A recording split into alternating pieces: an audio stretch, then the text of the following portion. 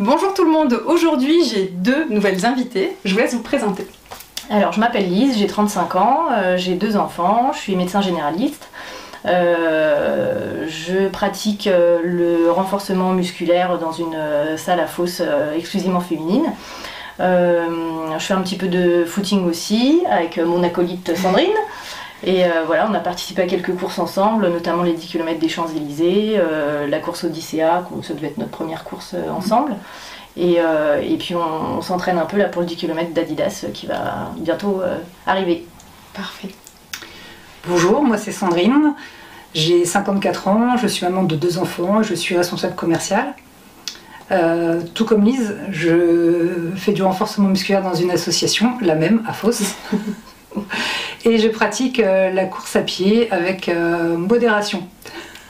J'ai également participé à quelques courses comme la course contre la faim, Odyssea avec Lise bien sûr, et puis les 10 km d'Adidas là, qui arrivent aussi très, très rapidement. Bon, des vraies sportives. Aujourd'hui on va parler de votre aventure féministe humaniste qui s'est passée au Sri Lanka il n'y a pas si longtemps que ça. C'est le Raid Amazon. Alors je vais poser la question en premier, Lise. Qu'est-ce que c'est le Raid Amazon ? Alors le Raid Amazon du coup c'est un raid sportif qui est composé d'épreuves le matin. Donc déjà c'est un raid qui se passe en équipe de 2 ou de 3. Donc nous on était 2. Okay. Donc c'est exclusivement féminin bien sûr. Donc les épreuves sont sans moteur. Donc c'est-à-dire il n'y a pas de véhicule à moteur comme on peut le voir par exemple dans le rallye des gazelles. Donc nous les épreuves c'était donc essentiellement du trail, du canoë-kayak, du VTT. Une épreuve de run and bike, donc il y en a une sur le vélo, une qui court et on échange pendant la course, du tir à l'arc et voilà, je crois que c'est tout. Puis on a fait une petite chasse au trésor aussi dans la ville. Voilà, donc le matin les épreuves sportives, l'après-midi on est plus au contact de la population, donc avec des petites activités comme par exemple on a fait une visite dans une plantation de thé. Donc on a aidé un petit peu les femmes sur place, on nous a montré comment cueillir le thé. On a fait également un cours de cuisine locale qui était très sympa en extérieur. Et on a appris à jouer au cricket aussi. Super. C'est le sport jusqu'à la fin et voilà, puis quelques petites visites de temple. D'accord. Donc il y avait un versant humaniste, c'est de rencontrer la population locale si j'ai bien compris. Tout à fait. On va parler un peu du versant féministe parce qu'il n'y a que des femmes. Ce côté sororal, Sandrine, qu'est-ce que tu peux nous en dire? Qu'est-ce que tu as pu observer avec Lise aussi de ce mouvement où il n'y avait que des femmes présentes? Alors ce que j'en ai observé, c'est que il y a un vrai élan de solidarité entre les femmes. Ce qui fait du bien parce qu'en fait au quotidien, merci de le dire, au quotidien c'est pas tout à fait ça, enfin c'est pas ce qu'on entend dire, c'est pas ce qu'on peut forcément rencontrer. Et les croyances nous amènent à penser ça alors que la preuve en est que des femmes ça se passe bien. Tout à fait, mais très très bien même puisqu'en fait sur chaque épreuve tout le monde n'a pas le même niveau parce qu'on n'a pas besoin forcément d'avoir un très bon niveau sportif. Alors certes il y avait des vraies sportives, très très entraînées, mais c'était pas la majorité. Chacune y allait avec son bagage, son vécu et ses objectifs. Et tout au long des épreuves, en fait, y en a qui a été sur le point d'abandonner, il y en a qui étaient en difficulté, il y a eu des chutes, notamment sur le vélo. Et là, on s'est rendu compte qu'en fait, on était tout ensemble, parce qu'il y en avait toujours une qui s'arrêtait. Alors pas toujours la même, je précise, mais il y avait toujours quelqu'un pour s'arrêter et tendre la main et pousser et même mutuellement en fait en dehors de notre binôme. Ça nous est arrivé sur le parcours de voir des gens qui étaient un peu en souffrance. On souffrait aussi et on s'encourageait mutuellement en disant allez, on s'accroche, je te dépasse mais dans 5 minutes c'est toi qui vas me dépasser. Et en fait c'était hyper motivant et agréable, très très agréable. Ça peut vraiment faire du bien d'avoir cette contenance sororale, c'est parfait.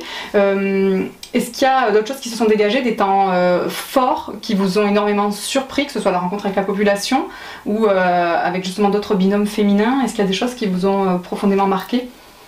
Alors, on va peut-être parler de l'autre Sandrine, du coup, parce qu'on a fait la rencontre d'un autre binôme, donc Sandrine, une autre, qui était avec Alexandra, et Alexandra s'est blessée le premier jour, et du coup, Sandrine qui est venue vraiment pour... elle avait une grosse histoire personnelle, voilà, c'était vraiment de la reconstruction. Voilà, elle nous avait raconté son histoire la veille au soir. En fait, on était partis manger à sa table, parce que du coup, c'est des grandes tables là-bas, donc dans le restaurant de l'hôtel. Du coup, on s'asseyait un petit peu où on voulait et on faisait la rencontre comme ça d'autres équipes. Et du coup, elle nous a raconté son histoire. Le lendemain, donc Sabine se blesse et la seule façon qu'elle continue l'aventure, parce que du coup elle était toute seule, et on n'a pas le droit de continuer tout seul, c'était qu'un autre binôme l'adopte.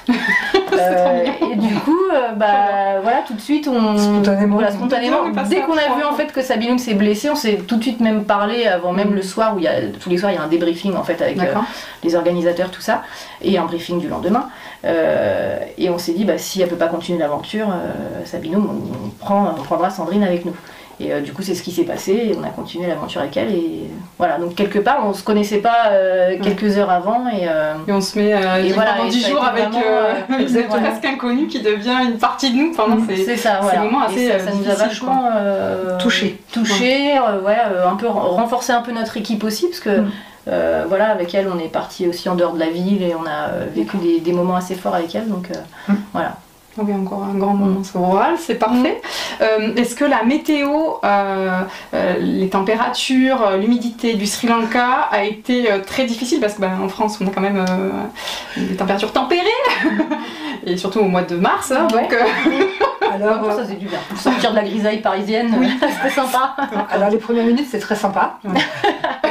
Après, quand on se rend compte que tous les matins, à 7h, au démarrage des épreuves, il fait 25 degrés, ça commence à être un petit peu moins sympa, surtout quand on voit qu'il y a un taux d'humidité extrêmement fort, et après on n'est pas tous soumis aux mêmes règles par rapport au fait de supporter ou pas les températures et l'humidité. Et quand on a l'impression de peser 20 kg de plus à cause de l'humidité en plus et de faire du sport, on a l'impression qu'on passe tellement lourd, il faut se mettre en mouvement. Surtout que c'était comme ça. Les 10 premières minutes ou les 15 premières minutes de chaque épreuve, je me demandais si j'allais pouvoir aller jusqu'au bout. Oui, certains aussi que nos poumons, notre cœur s'adaptent à la difficulté. Bon, exactement. Et puis du coup, la difficulté aussi, c'était qu'il fallait se lever extrêmement tôt en plein milieu de la nuit en fait pour arriver sur les épreuves à 6h, 7h. On se levait à 3, 4h du matin en se couchant à minuit. Voilà, donc après il fallait enchaîner. Voilà. Bon. Mais c'était intense. C'était intense et très peu de sommeil, très peu de temps de pause en fait, très peu de temps de récupération, c'est ça. D'accord. Voilà, c'est ça. Bon, c'est ce qui permet de tenir. Parce que non, ça influence pas sur les blessures, de dormir si peu, ça vous a vraiment pas de la chance, on s'est pas blessé. Oui, on a eu la chance. Il y a eu très peu de blessures d'ailleurs. Après, les épreuves se déroulent uniquement le matin, l'après-midi on a une activité, donc soit vers la population, soit pour aller à la découverte du pays ou de la région dans laquelle on est. Donc le corps se repose quand même. D'accord. Voilà, c'est pas aussi intense. C'est pas intensif, c'est pas toute la journée. Ce qui est bien aussi dans le fait que ce soit très intense et que tout s'enchaîne, c'est que justement on n'a pas le temps de se poser et de se dire je suis fatiguée. Ouais. Donc voilà, on sort de l'épreuve, on va prendre la douche, on mange et puis on repart direct. Il n'y a pas de temps de pause, on repart, on rentre le soir, pareil, si on a le temps, on se fait un petit massage à l'hôtel. Voilà. Et puis voilà, mais sinon il y avait très peu de temps off. Je dirais même que les temps de pause étaient dangereux. Ah oui. J'ai surpris mon binôme plus d'une fois en train de chavirer au peu de temps de pause que nous avions. Donc, c'est réciproque. Dans le bus, on est tout le temps. C'est important de faire des micro-siestes. C'est du sommeil quand même. C'est ce que nous avait dit notre coach Karima, donc qui nous a bien entraîné, qui est une de nos coachs à l'association justement à Fos, qui nous avait bien boosté avant de partir. Pendant les épreuves, elle nous a eu des petits vocaux comme ça en nous disant faut dormir dès que vous pouvez, parce qu'elle a une grosse expérience sur des trucs un peu de ce genre plus le marathon des sables, tout ça. Très bien. Quelles sont les conditions pour accéder à ce genre de raid? Est-ce que toute personne de n'importe quel niveau sportif peut y accéder? Il faut un minimum de préparation, il faut une préparation de ouf. Qu'est-ce que vous recommandez aux femmes qui nous écoutent? Je dirais que la première des conditions, c'est la motivation. Voilà, l'envie. Parce qu'avant les épreuves du raid, il y a le raid, il démarre bien en amont, dans la préparation. Pas forcément sportif, bien sûr, il faut quand même avoir une petite condition physique, mais pas besoin d'être un grand sportif, un marathonien, ou de courir des 10 ou 15 km tous les 2-3 jours. Il faut vraiment de la motivation, ne serait-ce que pour le préparer, mais préparer financièrement. C'est ça c'est déjà. le gros truc d'Amazon, donc c'est de trouver des sponsors, de se faire un peu accompagner financièrement si c'est possible, C'est ça. le pitchy, enfin voilà, ça demande aussi un petit peu de ressources, et puis bon, juste des fois un peu de richesse tout simplement, si on en a un petit peu, ou si on économise spécialement pour ça, hein, on a le droit aussi de participer et de prioriser nos choix financiers bien sûr, mais oui, donc la partie financière est quand même voilà, gage de notre motivation si je puis dire, parce que Oui, c'est ça. sinon on le C'est ça. fait pas quoi. Ouais. Parfait, très bien. Motivation, organisation quand même, parce qu'après, si on veut y aller dans de bonnes conditions, sans pour autant être des athlètes de bon niveau, il faut quand même prendre le temps de s'entraîner un peu. D'accord. Et qui dit s'entraîner un peu quand on a des enfants et qu'on doit aussi rechercher des sponsors, qu'on a une famille ou pas, enfin il faut quand même un peu d'organisation entre le travail, la logistique au quotidien, la recherche de sponsors qui vient s'y greffer, la communication qu'on peut faire sur les réseaux sociaux pour justement trouver de l'aide. Oui, non, c'est pas rien. Faut pouvoir se lever à 8h le dimanche quand il fait 3 degrés pour aller courir, aller faire du VTT. Voilà. Oui, se sentir prête en fait. Hein. Voilà, aussi des associations sportives qui sont prêtes à vous accompagner gracieusement pour vous former, vous donner les bases sur des sports qu'on connaît pas en fait, qu'on maîtrise pas. Je vais parler par exemple du tir à l'arc. Bon, on n'en fait pas tous les jours. Du canoë-kayak, c'est pareil. Enfin, du canoë. Oui, c'est vrai que d'avoir une compétence sportive et de faire certains sports permet quand même, c'est ce que j'observe, des personnes sportives de toucher vite à tout et d'avoir une maîtrise un peu de l'objet, parce qu'il y a une maîtrise un peu du corps et une tonicité musculaire. Après, c'est vrai que la précision du geste, on l'acquiert au fil de l'expérience. Mais je les trouve moins en difficulté, les personnes sportives, que les personnes qui n'en font pas du tout. Mais j'entends bien ce que tu dis, c'est un précieux conseil de découvrir les activités en amont pour pas être complètement perché, quoi. Alors de toute façon c'est recommandé, c'est demandé d'ailleurs de maîtriser déjà certains. Ne serait-ce que le canoë, voilà, le canoë. D'accord. Le tir à l'arc aussi, parce que c'est quand même très spécifique, très précis. Voilà, il y a des techniques et ça ne s'invente pas. Et c'est pareil au niveau du VTT, il y a quelques impératifs comme savoir changer une roue par exemple. Oui. Tout simplement. Oui, des bases en fait, qui nous viennent pas forcément en tête quand on se dit tiens, on va faire ça, et c'est pour ça qu'on fait la vidéo d'ailleurs, c'est pour préparer les dames qui seraient intéressées.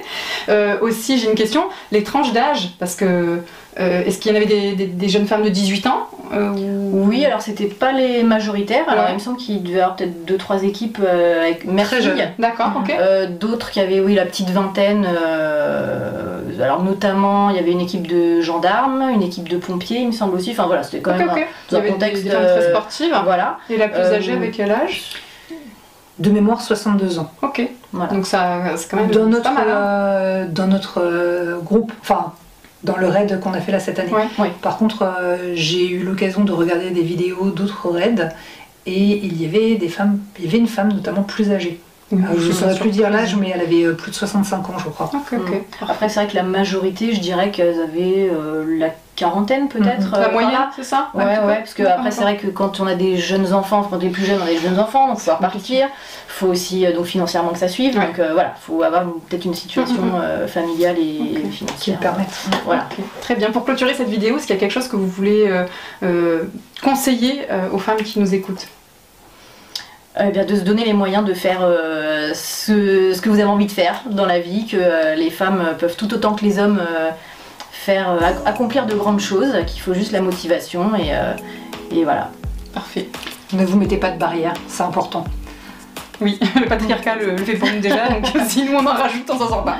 Parfait, je vous remercie infiniment mesdames. Merci à toi.